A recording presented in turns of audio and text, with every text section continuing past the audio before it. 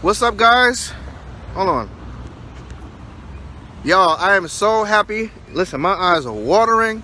Tears of happiness and tears of joy. Tears of happiness and tears of joy. That's all I can say. Listen, guys, I just got back from the meeting with Walmart stores. Walmart, y'all. Attention, Walmart shoppers. Walmart shoppers in the house. Attention, Walmart shoppers. The Spice King is coming to town. The Spice King is coming on. Thank you, StarX. I love you, man. I love what you're doing for the black community and showing all the small black businesses. I love all of that. Jessica, you've been here with me from day one. Daniel, Jamal, all y'all been here with me from day one. I got to share this moment with y'all.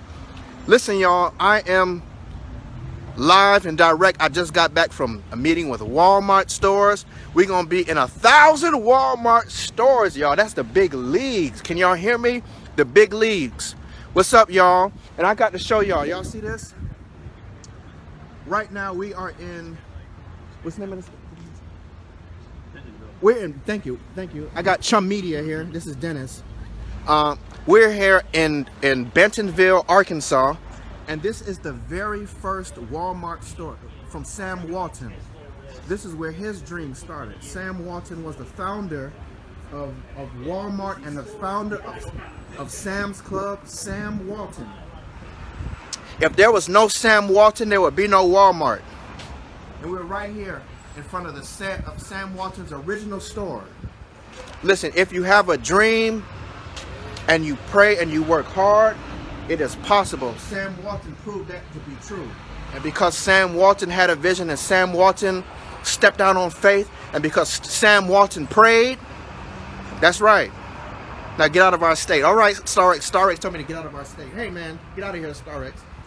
But listen, Sam Walton had a dream, y'all.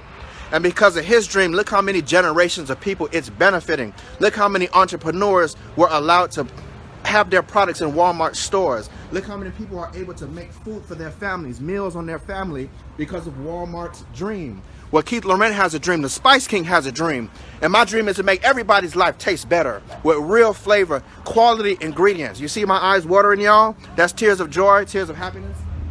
And because it's cold as hell out here, all right? Let me stop fronting. It's cold as hell out here. It really is. But we're about to walk into the first Sam Walton store here in Bentonville, Arkansas. And look how beautiful the town is.